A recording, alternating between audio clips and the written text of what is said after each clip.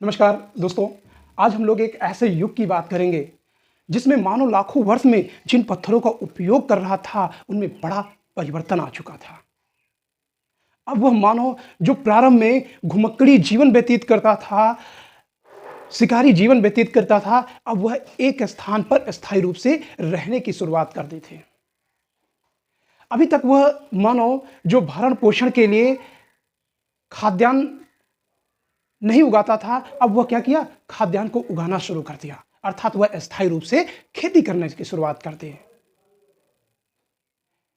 और पशुपालन भी शुरुआत कर दी। और ऐसे ही नए युग को हम लोगों ने क्या कहा, नवपाषाण काल। नव मीन्स नया, पाषाण मीन्स पत्थर, यानी पत्थर का एक नया युग जिसमें क्रांतिकारी परिवर्तन हो चुके थे। तो दोस्तों, आज हम लोग बात करेंगे नवपाषाण काल के बारे में। दोस्तों, नवपाषाण काल का अगर टाइम पीरियड देखा जाए तो नवपाषाण काल की जो खुदाई है, नवपाषाण काल की जो खुदाई से जो वस्तुएं प्राप्त हुई हैं वह विश्व स्तर और भारत में दोनों जगह अलग अलग समय में हुई है। तो देखते हैं, विश्व के संदर्भ में नवपाषाण काल की शुरुआत 9000 ईसा पूर्व हुई है। 9000 ईसा पूर्व मतलब भारत को छोड़कर अन्य स्थलों पर, विश्व के अन्य स्थलों पर जब खुदाई हुई तो जो वस्तुएं प्राप्त हुई हैं तो उनका जो टाइम पीरियड है वो कितना, 9000 ईसा पूर्व माना जाता है। लेकिन भारत में इसकी शुरुआत किसकी, नवपाषाण काल की वस्तुओं की खुदाई में जो वस्तुएं प्राप्त हुई हैं वो 4000 ईसा पूर्व काल की मानी जाती हैं। तो दोनों में डिफरेंट आ जाता है कि विश्व स्तर पे 9000 ईसा पूर्व का है, जबकि भारत में 4000 ईसा पूर्व की वस्तुएं खुदाई में नवपाषाण कालीन मिलते हैं। आगे देखते हैं, नवपाषाण काल शब्द का प्रयोग सर्वप्रथम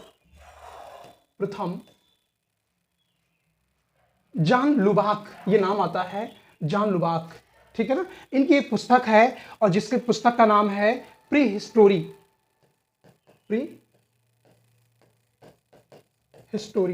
तो प्री हिस्टोरी में इन लोगों ने जब नवपाषाण काल की वस्तुओं का अध्ययन किया तो उसी में रख दिया, तो इनकी पुस्तक का नाम, जॉन लुबाक की पुस्तक का नाम पूछा जाता है। फिर इस नवपाषाण काल के बारे में और जो व्यापक कार्य किया है वो नाम आता है गार्डन चाइल्ड का। गार्डन चाइल्ड ने यह देखा कि एक लंबे समय तक जब मानव घुमक्कड़ी जीवन व्यतीत कर रहा था, अब वो स्थायी रूप से रहने की शुरुआत कर दी। तो इसीलिए और जब व्यक्ति स्थायी रूप से रहना शुरुआत कर देगा तो जाहिर सी बात है ये कृषि के बहुत अनुकूल होगा, अर्थात कृषि करने के लिए अस्थायी रूप से रहना आवश्यक होगा।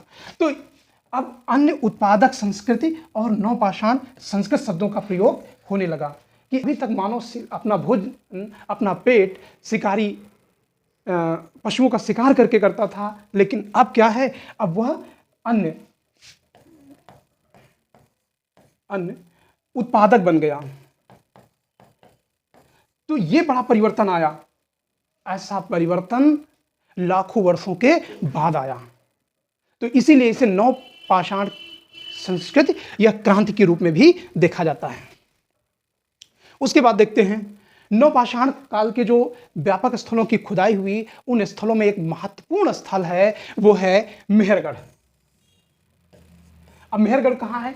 मेहरगढ़ के बारे में आप देखेंगे तो भारत के पश्चिम में जो पाकिस्तान है, पाकिस्तान, ये चित्र पाकिस्तान है,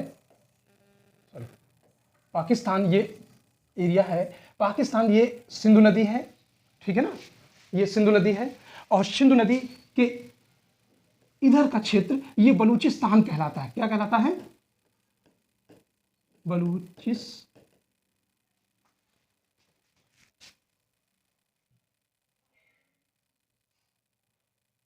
बलूचिस्तान कहलाता है और यहीं पर एक स्थल है मेहरगढ़। तो मेहरगढ़ की जब व्यापक रूप से खुदाई की गई तो नवपाषाण कल्चर के बारे में जानकारियां प्राप्त हुई। और वो कौन कौन सी जानकारी है कि इस क्षेत्र में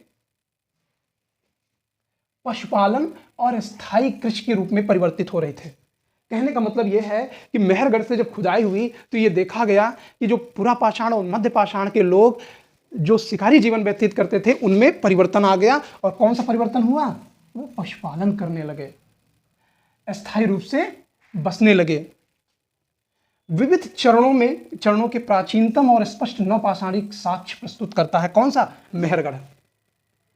ये कहां पर है? पाकिस्तान के बलूचिस्तान के मैदान से एक कोची मैदान पड़ता है, बड़ा उपजाऊ है। कौन सा? ये बलूचिस्तान वाला कोची मैदान। और इसी कोची मैदान को रोटी की टोकरी कहा जाता है। तो प्रश्न ये पूछा जाता है कि कोची का मैदान कहाँ पर है, ठीक है ना, किसके लिए जाना जाता है? तो यहाँ पर नवपाषाण कालीन संस्कृति मिली है और पशुपालन के साक्ष्य मिलते हैं, खेती करने के साक्ष्य मिलते हैं। मेहरगढ़ नवपाषाण काल और हड़प्पा यानी दोनों कालों का ये प्रतिनिधित्व करता है। तो अभी नवपाषाण काल हम लोग पढ़ रहे हैं और आगे हड़प्पा सभ्यता के बारे में पढ़ेंगे। भारतीय उपमहाद्वीप में प्राचीनतम नवपाषाण कालीन संस्कृति के प्रमाण कहां से मिलते हैं? मेहरगढ़ से मिलते हैं। तो ये मेहरगढ़ आप देखेंगे एक ये बड़ा व्यापक स्थल है, ठीक है ना, और इस स्थल में ये देखिएगा कई ऐसी खुदाई में वस्तुएं प्राप्त हुई हैं। तो मेहरगढ़ से क्या क्या मिला है? पशुपालन के साथ साथ कई अनाज भी मिले हैं, जैसे गेहूं, जौ, अंगूर, कपास और ये पशुपालन। इसका मतलब है क्या कि इन क्षेत्रों में व्यापक रूप से कृषि की जाती थी। क्या किया जाता था? व्यापक रूप से कृषि की जाती थी। इतनी फसलों के अगर वहां पे साक्ष्य खुदाई से मिल रहे हैं।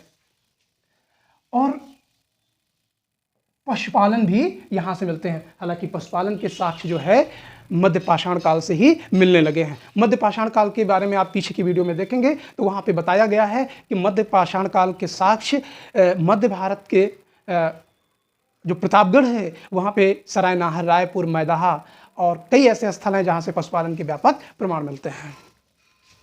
उसके बाद हम देखते हैं इतने अधिक साक्ष्य मिलते हैं तो ये हम कह सकते हैं कि दक्षिण एशिया में गेहूं और जौ की खेती के प्राचीनतम प्रमाण यहाँ से मिलते हैं। अन्य फसलों में बेर, खजूर और जई के भी साक्ष्य मिलते हैं। एक प्रश्न पूछा गया था कि भारतीय उपमहाद्वीप में हसिया कहाँ से मिलता है? हसिया जानते ना, ऐसा करके होता है, जैसे हम गेहूं काटने के रूप में या धान काटने के रूप में इस्तेमाल करते हैं। तो भारतीय उपमहाद्वीप में हसिया के प्राचीनतम साक्ष्य कहाँ से मिले हैं? मेहरगढ़ से मिले हैं, ठीक है ना। अब नवपाषाण काल में और कुछ मिले हैं। कहाँ से? पहली बार कुम्हार का चाक दिखेगा। अभी जब हमने कई वीडियो में पढ़ा है पिछली क्लास में तो वहाँ पे कुम्हार का चाक नहीं मिला है। और जैसे ही मानव कुम्हार का चाक प्रयोग करेगा और इस चाक के प्रयोग करने से पहले निश्चित रूप में मानव ने क्या किया होगा? पहिए का आविष्कार कर लिया होगा। क्योंकि कुम्हार का चाक कैसा रहता है? गोल रहता है। और गोल कैसे रहते हैं? पहिया रहती है।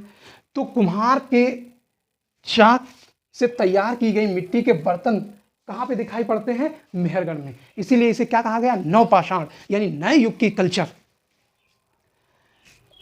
प्राचीनतम प्रमाण मेहरगढ़ से मिलते हैं। आगे देखते हैं। एक मृदभांड निर्माण क्षेत्र था। कहने का मतलब है कुम्हार की जो बस्ती नवपाषाण काल मिल रही है, हम ये भी कह सकते हैं कुम्हार की बस्ती, ऐसा लिख लें, नवपाषाण कालीन कुम्हार की बस्ती कहां से मिलती है? तो उत्तर क्या होगा? मेहरगढ़ से। मेहरगढ़। और मेहरगढ़ कहाँ है? मेहरगढ़ कहाँ है? यह है पाकिस्तान के बलूचिस्तान प्रांत के कोची का मैदान कह सकते हैं या कराची भी कह सकते हैं, वहां से प्राप्त होता है। तो एक और महत्वपूर्ण साक्ष्य है कि कृषि जीवी स्थायी समाज की बस्तियां हमें कहां से मिलने लगी? नवपाषाण से मिलने लगी। इसके बाद हम देखते हैं बलूचिस्तान के राना घुंडई से घोड़े का जबड़ा प्राप्त हुआ है। बलूचिस्तान प्रांत से क्या मिला है? घोड़े का जबड़ा। अब घोड़े के जबड़े के बारे में समझिएगा, क्यों महत्वपूर्ण है, क्यों पूछा जाता है। और मिला कहां से? राना घुंडई से। क्यों महत्वपूर्ण है? क्योंकि आगे आने वाली सभ्यता जब हम पढ़ेंगे तो वो हड़प्पा सभ्यता होगी, यानी नवपाषाण काल की संस्कृतियों के बाद हड़प्पा सभ्यता पढ़ेंगे। और हड़प्पा सभ्यता में घोड़े के साक्ष्य नहीं मिलते हैं। तो ये कहा गया कि राना घुंडई से किसके साक्ष्य मिलते हैं? घोड़े के साक्ष्य मिलते हैं।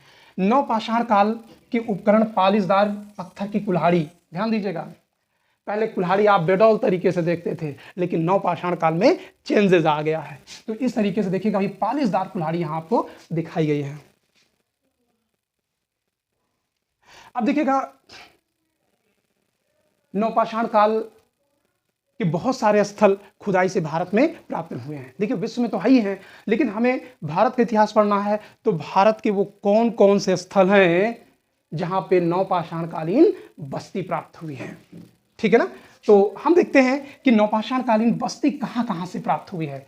तो भारत के बहुत सारे क्षेत्रों से खुदाई हुई है, लेकिन जो बहुत महत्वपूर्ण है, परीक्षाओं में पूछे जाते हैं, हम उन्हीं के बारे में बात करेंगे। अर्थात नवपाषाण कालीन संस्कृति का विस्तार,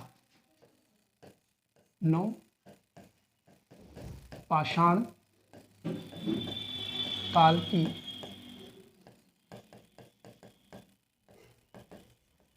संस्कृति का विस्तार, और ये विस्तार हम कहां पर देखेंगे? केवल भारत में देखेंगे, क्योंकि भारत का ही पूछा जाता है। तो भारत में कहां कहां पर विस्तार हुआ? तो सबसे पहले हम उत्तर क्षेत्र में आते हैं। ये आपका पुराना जम्मू कश्मीर है। अब हालांकि इसको दो पार्टों में डिवाइड कर दिया गया है। अब ये इधर लद्दाख हो गया और इधर JNK हो गया। इधर लद्दाख हो गया, इधर JNK हो गया, जम्मू कश्मीर। तो जो प्राचीन क्षेत्र है बुर्जहोम और गुफकुराल, तो पूछा जाता है बुर्जहोम कहाँ पर है। अभी आगे चल के हम लोग बात करेंगे कि पशुपालन के सबसे पहला प्राचीनतम प्रमाण कौन सा पशु था, तो वो भी हमें दिखाई पड़ेगा। तो गुफकुराल के बारे में बात करेंगे। उसके बाद मध्य भारत में हम आ जाएंगे, और मध्य भारत में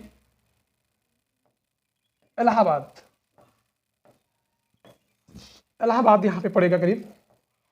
तो इलाहाबाद में बेलन घाटी है। कौन सी? बेलन घाटी। और बेलन घाटी में कई स्थल हैं, कोलडीहवा,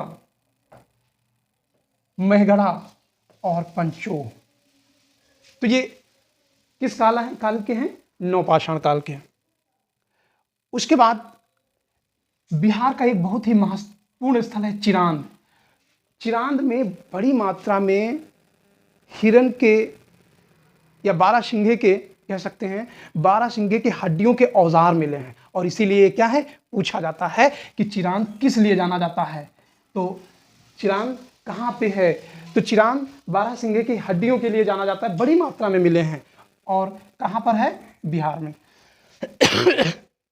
हालांकि और भी स्थल हैं, हम केवल महत्वपूर्ण स्थलों के बारे में बात कर रहे हैं। यह है कर्नाटक, ये राज्य कर्नाटक है, और कर्नाटक में लिंगसुगर यह स्थल है, और यहीं पर कुपगल है और पिकली हल यहां से मिले हैं। यहां से बड़ी मात्रा में राख के ढेर मिले हैं। अब राख के ढेर क्या थे, अब समझिएगा, आगे बढ़ चल के बताते हैं। और ये है आंध्र प्रदेश। आंध्र प्रदेश में उतनूर और अलवाय, ये महत्वपूर्ण स्थल हैं। तो हम ये देखते हैं कि भारत में जो नवपाषाण कालीन स्थल हैं वो कई जगहों से प्राप्त होते हैं। तो आगे हम देखते हैं कि क्षेत्र विस्तार, एक एक स्थलों को हम समझने का प्रयास करते हैं। तो क्षेत्र विस्तार में अभी तक आपने देखा मैप में, अब हम क्षेत्र विस्तार में एक एक स्थलों को लेते हैं और उसको विस्तार से समझने की कोशिश करते हैं। सबसे पहले आते हैं जम्मू कश्मीर में, और जम्मू कश्मीर में दो स्थल हैं। कहां पर हैं? झेलम नदी पे की घाटी पे, अर्थात अब ये कहां पर पहुंच गए? लद्दाख में। लद्दाख में पहुंच गए हैं। अब ये कहां पर है? लद्दाख में, ना कि जम्मू कश्मीर में। तो झेलम नदी घाटी में बुर्जहोम और गुफकुराल और मांडा, ये तीन स्थल महत्वपूर्ण हैं, और किस काल के हैं? नवपाषाण काल। तो प्रश्न ये पूछा जाता है कि नवपाषाण कालीन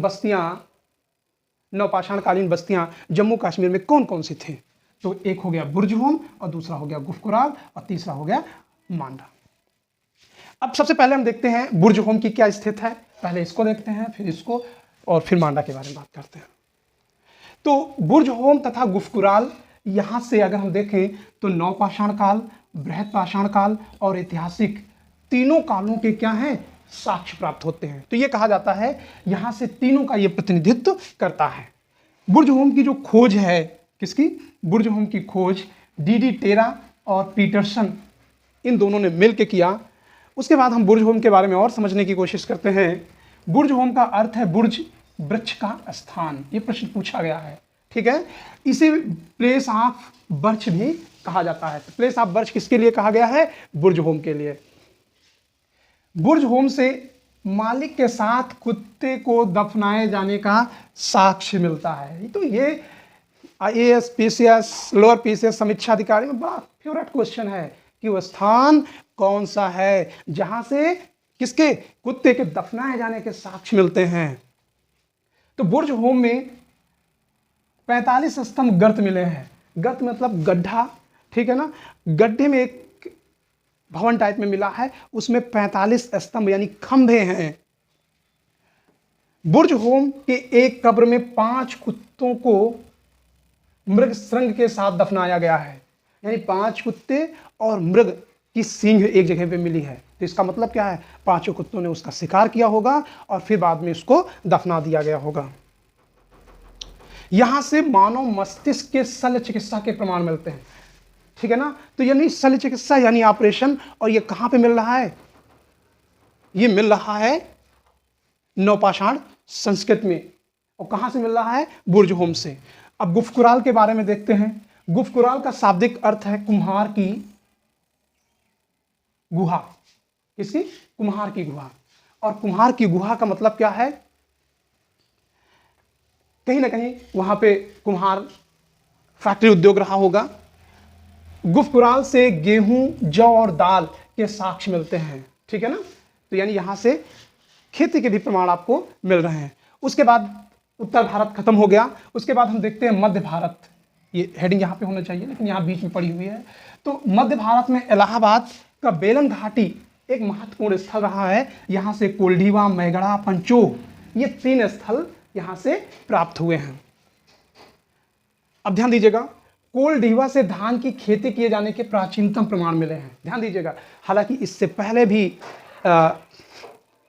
मध्य पाषाण काल में धान की खेती किए जाने के प्रमाण मिले हैं और वो लहुरा देव से मिले हैं। लेकिन ये नवपाषाण कालीन है। अगर नवपाषाण कालीन पूछा जाए तो ये कोल्डीवा होगा जहां से धान की खेती किए जाने के प्राचीनतम प्रमाण मिलते हैं।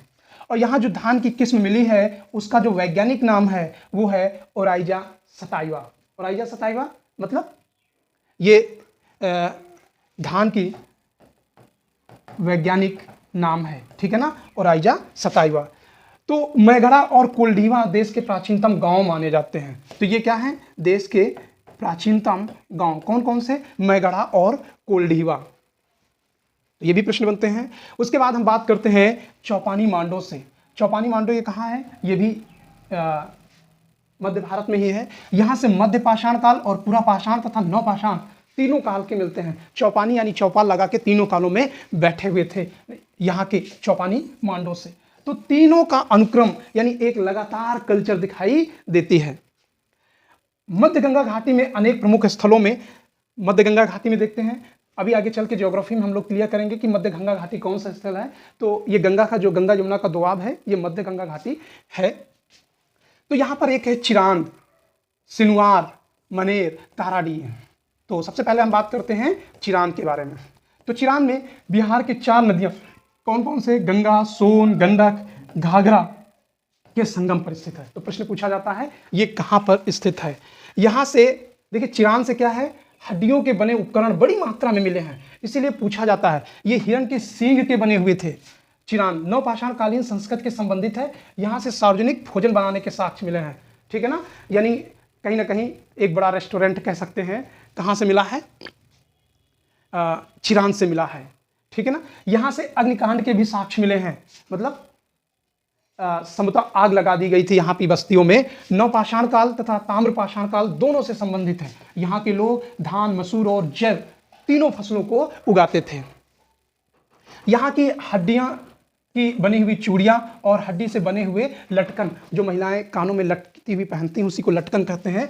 तो हड्डियों की बनी हुई क्या है, चूड़ियाँ और लटकन प्राप्त हुई है। फिर दक्षिण भारत के स्थल देखते हैं, बहुत ही नवपाषाण कालीन संस्कृति दक्षिण भारत में बड़ा दिलचस्प मामला है, आगे चल के हम लोग बात करते हैं। देखते हैं, सर्वप्रथम दक्षिण भारत में नवपाषाण कालीन पालिशदार कुल्हाड़ी मिली है, यानी कुल्हाड़ी बनाई गई थी, अब उसको रगड़ रगड़ के पत्थर से घिस घिस के एकदम चिकना बना दिया गया था। कहाँ पे, दक्षिण भारत में। तो 1842 की कर्नाटक में लिंगसुगुर से मिली है। कौन सी, लिंगसुगुर से क्या मिला है, पत्थर की कुल्हाड़ी मिली है। दक्षिण भारत से उगाई जाने वाली प्रमुख फसल कौन सी है, रागी। देखिए दक्षिण भारत में रागी जो है आज भी प्रमुख फसल है। जैसे उत्तर भारत में गेहूं और धान उगाया जाता है, वैसे ही दक्षिण भारत में रागी की फसल उगाई जाती है। तो यहाँ से कुल्थी के भी प्रमुख साक्ष्य मिलते हैं। कुल्थी जो सब्जी के रूप में इस्तेमाल किया जाता है, आप देखते होंगे ऐसे करके पेड़ रहता है पतला पतला, और उसमें ऐसे फलियां लगती हैं, और इन फलियों को तोड़ के सब्जी बनाई जाती है। फिर बात करते हैं पय्यमपल्ली की। पय्यमपल्ली से कुल्थी और मूंग,